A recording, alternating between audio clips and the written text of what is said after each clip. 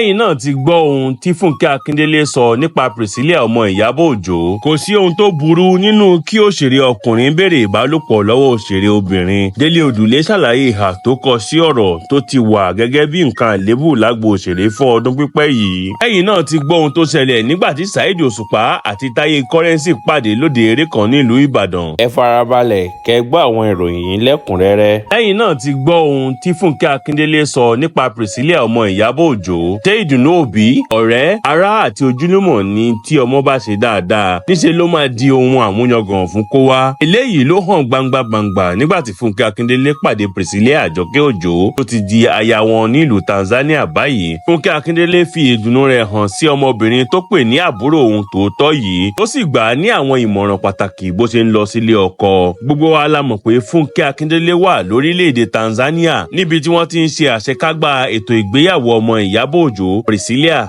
Àjọkẹ́ Òjó. Bí Funke ṣe rí Priscilla ló so mọ́ bí olólùfẹ́ méjì tó ti tó ọjọ́ mẹ́ta tí wọ́n pàdé bá rí ara wọn. Ó sì ń kọrin fún pé Prisi kókó. Ó sì bẹ̀rẹ̀ sí ní fi ìdùnnú rẹ̀ hàn lórí bí gbogbo ètò ìgbéyàwó náà ṣe ń lọ. Funke ní inú òun dùn gidigidi, ó sì jẹ́ ìwúrí fún òun bí òun ṣe ń wo ètò ìgbéyàwó náà nígbà tí òun wà ní Dubai lórílẹ̀‐èdè United Arab Emirates. Pàápàá jùlọ nígbà tí òun rí ọkọ rẹ̀ tó dọ̀bálẹ̀, òṣèré yìí ní níṣe ni orí òun dìde gẹ́gẹ́ bí abiyamọ nítorí pé ohun àmúyangàn ńlá ló ṣẹlẹ̀. Ó sì ń dúpẹ́ lọ́wọ́ Priscilla pé kò dojú ti àwọn àbíjá àwọn kulẹ̀. Ó ní ó jẹ́ ọmọ tó gbọ́ràn tó sì kó ara rẹ̀ ní ìjánu. Nígbà tí arẹwà òṣèrébìnrin tó gbajúmọ̀ dáadáa yìí ń bá Priscilla sọ̀rọ̀, ó ní Priscilla, ó ṣeun tó mú ìwúrí ńlá wọlé tọ̀ wá wá o. Ó ṣeun tó jẹ́ ọmọ tó gbọ́rọ̀ sóbì lẹ́nu tó o sì fi hàn pé ó kì í ṣe arẹwà lásán. Ó fi hàn pé arẹwà ọlọ́pọlọ ló jẹ́ tí ọpọlọ rẹ̀ sì pé dáadáa. Ó ṣe fún iṣẹ́ takuntakun tó ń ṣe. Jọ̀wọ́ yẹra fún gbogbo nǹkan tó lè ta àbùkù bá ọ tàbí tapo sálà rẹ̀. Yẹra fún ohunkóhun tó lè mú wàhálà wá fún ọ. Má tẹra mọ́ iṣẹ́ rẹ̀. Ó sì tẹ̀síwájú láti máa ṣe dáadáa. Ó sì ń gbà ládùúrà pé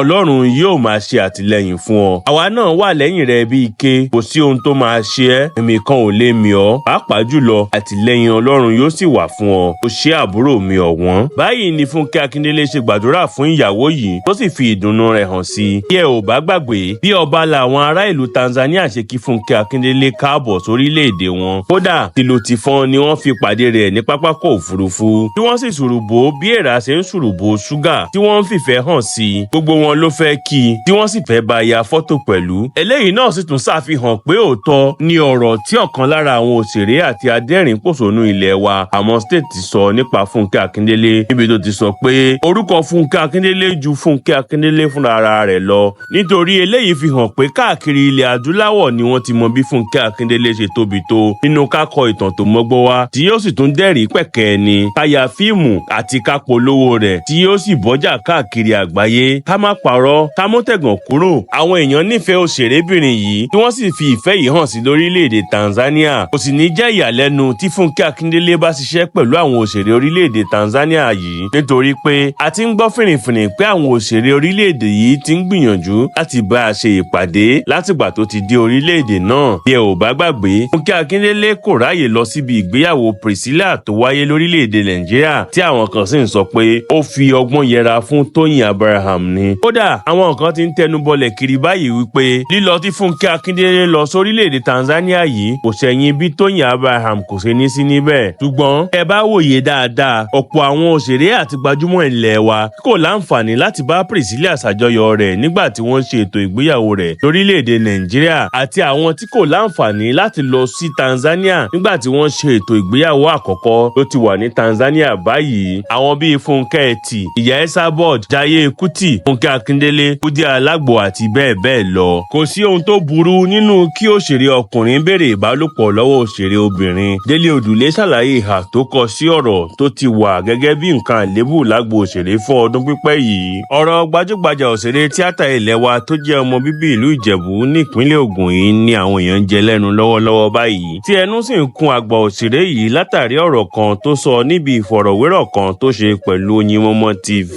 níbi tó ti sọ pé kò sí nǹkan tó burú nínú pé kí òṣèrékùnrin béèrè ìbálòpọ̀ lọ́wọ́ òṣèrébìnrin kó tó fún un ní ipa kan tàbí òmíì láti kó nínú eré. Odùlé ní níwọ̀n ìgbà tí ọkùnrin kò bá ti fi tipátipá mú obìnrin ọ̀hún fún ìbálòpọ̀ kò sí ohun tó burú níbẹ̀. Ó ṣe àlàyé yìí lásìkò tó ń sọ̀rọ̀ lórí ìhà tó kọ sí bí agbo òṣèré ṣe rí lọ́wọ́ tá a wà yìí. Àwọn àgbà bọ̀ wọ́n ní kí sọ̀rọ̀sọ̀rọ̀ máa rántí ẹni tó mọ̀ gbọ́. Eléyìí ló ṣokùnfà bí òṣèré yìí ṣe padà yánmọ sí ọ̀rọ̀ rẹ̀ tó sọ pé òun ò sọ pé kí òṣèrékùnrin máa béèrè ìbálòpọ̀ lọ́wọ́ obìnrin tí òun náà bá jẹ́ òṣèré tíátà kó tó fún un ní ipa láti kó nínú eré sinimá. Àmọ́ tí irú rẹ̀ bá wáyé ó túmọ̀ sí pé obìnrin ọ̀hún náà nífẹ̀ẹ́ láti ṣe bẹ́ẹ̀ ni. Nínú ọ̀rọ̀ rẹ̀ àgbà òṣèré tó ti wà fún ìgbà pípẹ́ tí ojú rẹ̀ sì ti rí ọ̀pọ̀lọpọ̀ nǹkan lágbo òṣèré yìí ní ayé tí a wà yìí níbi tí ọkùnrin àti obìnrin bá wà kò sí nǹkan tó burú pé wọ́n ń kọ ẹnu ìfẹ́ sí ara wọn ṣùgbọ́n àdéhùn gbọ́dọ̀ wà láàrin wọn nítorí obìnrin gbọ́dọ̀ ní àǹfààní láti gbà tàbí sọ pé òun kò gbà. Odùlé tẹ̀síwájú pé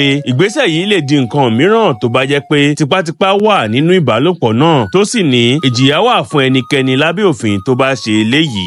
Nígbà tí ó ń sọ̀rọ̀ lórí ìdí tí kì í fi gbé sinimá jáde tàbí ṣe olóòtú fíìmù bó tilẹ̀ jẹ́ pé òun náà jẹ́ àgbà ọ̀jẹ̀ nínú ká ṣe eré orí ìtàgé tó sì ti ní ọ̀pọ̀lọpọ̀ ìrírí lẹ́nu iṣẹ́ náà. Àgbà òṣèré yìí jẹ́ kó di mímọ̀ pé òun kì í ṣe pòdúsà tó dáa. Ó ní òun ò tí ì fìgbà kan jẹ́ olóòtú tó dáa rí. Ó tẹ̀síwájú pé ẹni tó bá máa jẹ́ olóòtú àti agbátẹrù eré gbọ́dọ̀ mọ owó ná tàbí kó mọ bí wọ́n ṣe ń ṣe àkóso ètò ìṣúná owó ṣùgbọ́n òun kò mọ eléyìí ṣe. Dele Odule ṣàlàyé pé ṣíṣe eré orí ìtàgé jẹ́ abínibí fún òun ṣùgbọ́n òun kò ní ẹ̀bùn kí èèyàn jẹ́ pòdúsà ìyẹn olóòtú eré nítorí ó nílò kí èèyàn mọ owó ná tàbí kí èèyàn mọ bí wọ́n ṣe ń ṣe àkóso owó tí òun kò sì ní okun nínú eléyìí. Ó sì tún jẹ́ kó di mímọ̀ pé òun ti ṣe àgbéjáde fíìmù tó tó bíi 10 ṣùgbọ́n òun kò mọ̀ bóyá òun rí èrè nídìí àwọn fíìmù yìí. Nígbà tó ń sọ̀rọ̀ àgbà òṣèré yìí ní tá a bá ní kàkà ní ení èjì màá ti ṣe àgbéjáde tó fíìmù tó tó bíi 10 ṣùgbọ́n èmi ò mọ̀ bóyá mo rí èrè nídìí fíìmù wọ̀nyí tàbí mi ò rí nítorí pé tèmi ni pé wọ́n ń ṣe fíìmù èmi náà fẹ́ ṣe tí mo bá sì ti ṣe tán kí wọ́n tà kó wọlé káàná. Dele Odule tẹ̀síwájú nínú àlàyé rẹ̀ pé bí wọ́n bá béèrè lọ́wọ́ òun ibi tí àwọn ògidì àkọ́yà fíìmù wọ̀nyí wà ìyẹn master copy ó ní òun kò lè mọ ibi tí wọ́n wà. Ó ní eléyìí fi hàn pé òun kì í ṣe olóòtú tó dáa ṣùgbọ́n àgbà òṣèré yìí kò ṣe aláìmáṣe àlàyé pé àyè sì wà fún òun láti gbé fíìmù jáde fún Netflix tàbí sinimá tí àǹfààní rẹ̀ bá yọ. Ọ̀rọ̀ kan gbáǹkọ́gbì tí àgbà òṣèré yìí tún sọ tó ya ọ̀pọ̀lọpọ̀ lẹ́nu ni pé ó ní ìgbà kan tí àwọn òṣèré ẹgbẹ́ òun àti àwọn pòdúsà kọ̀ láti pè òun ṣiṣẹ́ fún bí odindi ọdún 2 gbáko tí kì í sì ṣe pé òun ṣe àṣemáṣe kan tàbí òun hu ìwà burúkú kankan. Nínú ọ̀rọ̀ rẹ̀ ó ní wọ́n ti ní kí wọ́n má pè mí ṣiṣẹ́ mọ́ fún odindi ọdún 2 mo sì lérò pé eléyìí ṣẹlẹ̀ nítorí pé àwọn kan rí mi gẹ́gẹ́ bí ewu àti ìdènà lẹ́nu iṣẹ́ tíátà. Wọ́n gbìyànjú láti fìyà jẹ mí látàrí bí wọ́n ṣe sọ fún àwọn èèyàn kí wọ́n má pè mí ṣiṣẹ́ mọ́ ṣùgbọ́n kò sẹ́ni tó lè lé mi kúrò nídìí iṣẹ́ tíátà. Láàárín ọdún 2 yẹn mo kàn lọ bẹ̀rẹ̀ sí ní kàwé ni. Báyìí ni àgbà òṣèré yìí ṣe ṣàlàyé bó tilẹ̀ jẹ́ pé kò dárúkọ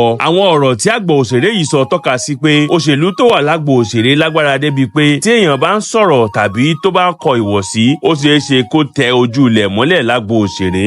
Ṣùgbọ́n ọ̀rọ̀ tí àgbà òṣèré yìí sọ nípa ìbáṣepọ̀ láàárín ọkùnrin àti obìnrin lágbo òṣèré yìí ní ọ̀pọ̀ èèyàn ti ń bu ẹnu àtẹ́ lù tí wọ́n sì ń tọ́ka sí pé agbo òṣèré ti ń sọ ìwà bíbèrè fún ìbálòpọ̀ ṣáájú kó tó kópa nínú sinimá di nǹkan tó bójúmu láwùjọ. Bákan náà ni àwọn míì kan sára sí àgbà òṣèré yìí lórí ohun tó sọ tí wọ́n ń sọ pé àgbàlagbà méjì ni ọkùnrin àti obìnrin tí irú rẹ̀ bá ṣẹlẹ̀ láàrin wọn kò léèwọ̀. Ẹ̀yin náà ti gbọ́ ohun tó ṣẹlẹ̀ nígbà tí Saheed Osupa àti Taye pàdé lóde eré kan nílùú Ìbàdàn. Kì í ṣe ìròyìn mọ́ pé ìjà ọlọ́jọ́ pípẹ́ tó wà láàrin gbajúmọ̀ olórin fújì ní Taye tí àwọn olólùfẹ́ rẹ̀ tún máa ń pè ní àpésìn àti ọ̀gá rẹ̀ lágbolé fújì Pasuma Alabi tí àwọn tiẹ̀ máa ń pè ní ọ̀gálá fújì ti parí pátápátá. Ṣùgbọ́n ní kété tí ìjà náà rodò lọ mú mi tí gbogbo èèyàn ti ń kọrin kò sógun mọ́ kò sọ́tẹ̀ mọ́ lágbolé fújì ni wàhálà míì tún bẹ́ sílẹ̀ láàrin Taye kan náà àti olórin fújì ọmọ bíbí ìlú Ìbàdàn bíi tiẹ̀ ní Saheed Osupa tí gbogbo èèyàn mọ̀ sí ọba orin tí àwọn tiẹ̀ tún máa ń pè ní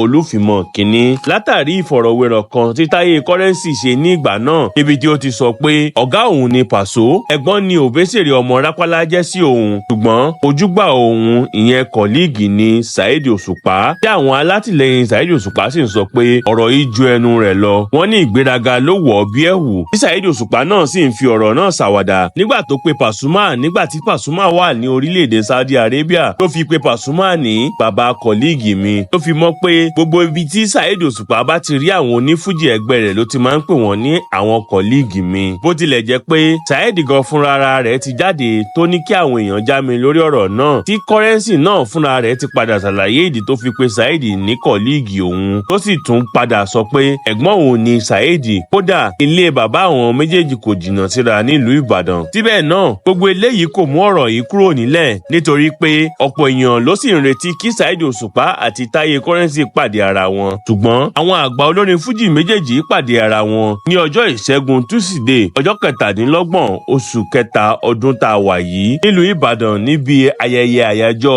ọjọ́ Ògòwẹ̀rẹ̀ tí àgbà olórin Yínká Ayéfẹ́lẹ́ gbé kalẹ̀ nílùú Ìbàdàn bó ti máa ń ṣe lọ́dọọdún, tí yóò sì pe àwọn olórin ńláńlá, àwọn gbajúmọ̀ àti àwọn òṣèré lọ́lọ́kan òjọ̀kan pé kí wọ́n wá dá àwọn ọmọdé àti àgbà tó bá wá síbi ayẹyẹ yìí lára yá. Tí Saheed Osupa àti Taye Currency sì wà lára àwọn olórin tí Yínká Ayéfẹ́lẹ́ pè lọ́dún yìí kó wá kọrin. Níbi ayẹyẹ yìí ni àwọn àgbà onífújì méjì ti fojú rinjú. Ṣùgbọ́n lẹ́yìn ìgbà tí Saheed Osupa ti kọrin tiẹ̀ tán tó ti ń lọ ni Taye Currency dé síbi ayẹyẹ yìí, tí ọ̀gọ̀rọ̀ èèyàn sì ń ṣùbú àwọn olórin méjì láti rí nǹkan tó máa ṣẹlẹ̀ tí wọ́n bá pàdé ara wọn. Bí Taye Currency ṣe fajúro làwọn ẹ̀ṣọ́ àti àwọn ọmọlẹ́yìn Saheed Osupa ti rọ̀gbà yí ká, tí gbogbo èèyàn sì ń nàgà láti rí ohun tó máa ṣẹlẹ̀ láàrin wọn. Ṣùgbọ́n bí wọ́n ṣe pàdé ni wọ́n dì mọ́ra wọn, tí wọ́n yọ̀ mọ́ ara wọn, tí kálukú sì lọ nílọ tiẹ̀ láìsí wàhálà kankan. Ìyanu àti ìdùnnú ńlá ló jẹ́ fún ọ̀pọ̀ ènìyàn pé kò sí ìjà tàbí ìkùnsínú kankan láàrin àwọn olórin yìí, bó tilẹ̀ jẹ́ pé